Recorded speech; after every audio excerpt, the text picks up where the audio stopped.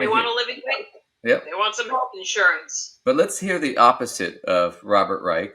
Let's hear from a guy who has no real education. Oh, no. Dave Ramsey. He has a bachelor's degree in finance, or he claims he does. But here we go. You ready to go? No. No, you're not. You need... I don't want to hear it. I don't want to hear it. Lacey's like, I need to smoke some weed first. Not even my thing. The jobs numbers are out. So I'm aware of those numbers because we had been talking about them an hour or two ago, actually off air. And then the guy calls in and he's working part-time and he doesn't have the money to fix an engine in his car, and he's got a 19% interest rate and he needs to get rid of the car. And all I can talk about is get a job, get a job, get a job. And that's not because I'm a heartless jerk. It's because, dude, you can fall off a log, you can get a job right now. The jobs numbers are, you can be dumber than a log and get a job right now. That's true. I will agree with that. That's true. I can go get a job right now at Taco Bell. I like burritos, so I'd be into the shift meal, but I wouldn't be into the rest of it. That shift meal wouldn't be worth putting pants on for. Yeah. But, yep, I could go get a job at Taco Bell, but would it pay enough? That's the question, right? I can go get a job right now working at a grocery store. Would it pay enough? Would I get benefits? And then if I have a decent paying job now, even if it's part-time, how is that going to interfere with my current job that actually pays well? So wouldn't I rather work part-time for more money? So he's not addressing the issue. Yeah, you can get a job. Sure, I can get a job digging ditches. I can go stand outside Home Depot and get paid $40 a day to spend 8 hours digging ditches at $5 an hour. I could do that, but is it worth it? No. Not worth putting pants on, man. Plus, especially with those kind of physical jobs, what if I get hurt? Medical bill is going to be a lot more than what I can make. So he's not thinking practically. It's just, yeah, you can get a job. Anybody can get a job, sure. Again, he's thinking from his position, and in his position, he's got a lot of advantages, and he's very naive to anybody who does not have the advantages that he has, and arguably has always had. He loves to say that he was a millionaire and then he lost everything, but he didn't lose everything to the, working a minimum wage job point, No. And it was not. And I don't want to discount having lost your whole fortune, because I'm pretty sure that's a bad few days right there. But it wasn't. Didn't go back to minimum wage. But it wasn't his fortune. He was over leveraged in loans. That wasn't his property. It was the bank's. That's true. So for him to sit there and say, I was a millionaire. No, you owned all these properties, but in loans you owned a lot more. Right. Because he got most of that shit forgiven in bankruptcy. They seized all the properties, took it. Against loan forgiveness. Yep. I also want to talk, because he bitches about this. Well, we were poor growing up, right? We had it tough. And he talked about when he was 10, back in whatever it was, 72. And I have the Larry King interview, and we'll go through it one day, because it's hilarious. Because it's like near the end of Larry King's career, and you can tell Larry King is just checked out. Larry King's trying to figure out what the baseball scores are while they're doing the interview, right? It's pretty funny. But Dave Ramsey says he's talking about being poor growing up, and his father only made whatever it was, $17,000 a year or something back in 72. And so I was like, I was curious. So I went and looked it up. You know what the median wage was in 72? It was like $6 or $7 grand. So his dad was making almost triple median wage. And in today's dollars, his father would have been making at $17,000 a year in 72. Today's dollars, that's equivalent to about $180,000 or $190,000 a year. So dad's making almost $200K, and you're bitching about how poor you grew up. Audience members watching this, people doubting us, whatever, raise your hand if your dad made around 200K. Or even 150K 20 years ago when you were growing up, or whatever it was. I had 4 parents, and I think combined they probably Didn't make 200K. I mean, I don't actually know because I haven't looked at their, tax returns, but I'm gonna bet.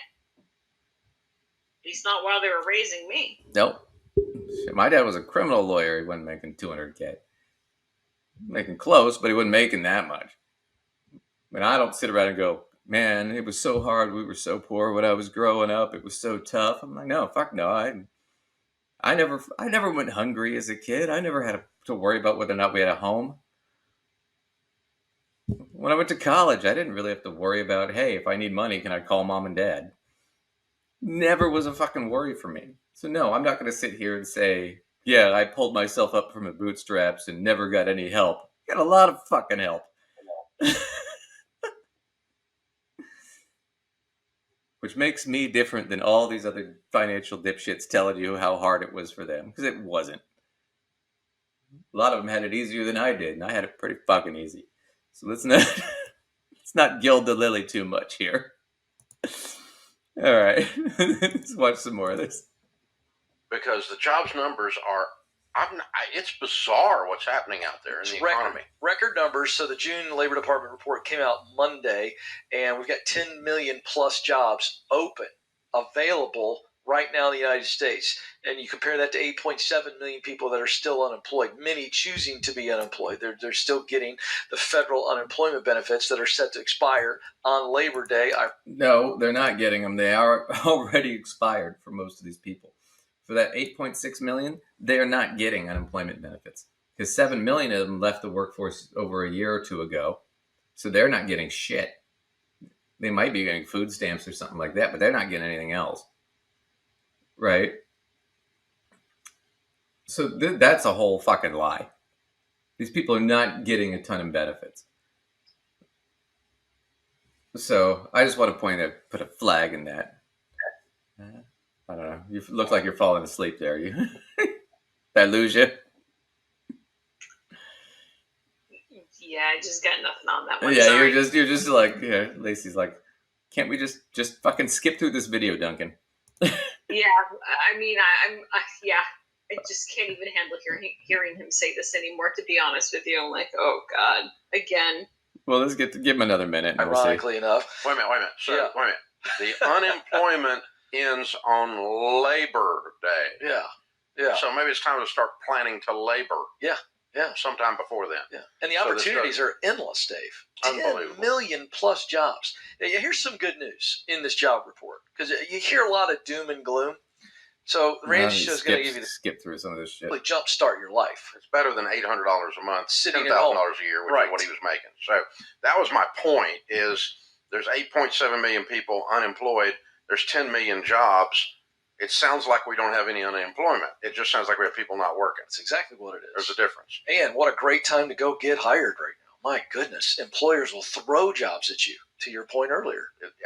I mean, we're in the process of hiring. Now, we're in a different league. Yes. Because of the type of elite person we're looking for at Ramsey Solutions. But elite, my ass. Okay, let me retrieve my eyeballs from how far into the back of my head they are right now. Elite? Nobody there even has a fucking license in finance. They just have to be Christian. No one's ever worked in finance. We'll decide to memorize all of the Ramsey protocol. Yeah, none of the personalities there have ever held a license, worked in finance, worked with a client. None of them have any background or education in finance. The only one who does is Dave, and he claims he has a finance degree from University of Tennessee.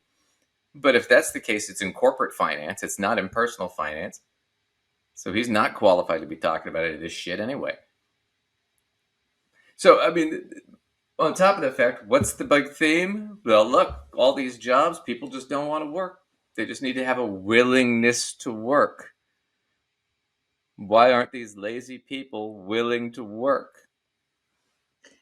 Sounds like that 1920s, racist. The 1960s. Everything. Yep. 60s and 70s. It was even Closer No, to, yeah, you're we'll talking do it closer than that. 50 years ago. You're not talking a century ago. So there's that, but that's kind of, but you see that permeates, and then people hear that and they think, oh yeah, it's just that people are lazy, and it's like, no, there's other problems, and there are solutions. Like Robert Wright said, just pay people more. There's a solution. Let's increase the safety net so people don't have to worry about making more money. Right? Make it easier, right? Make sure people have health care and things like that. They're going to be more apt to go to work. Because right now, it's like if you are on Medicaid and you've got kids, let's say, right? Or even if you're single, it doesn't matter. I could go take that shitty job at Taco Bell and take another shitty job somewhere else and work, 2 full-time jobs. But now I've lost my Medicaid. So And it doesn't make me enough money to actually cover my own insurance needs. right. So now if I get sick, I'm really fucked. And I'm back in the system again. And my child care.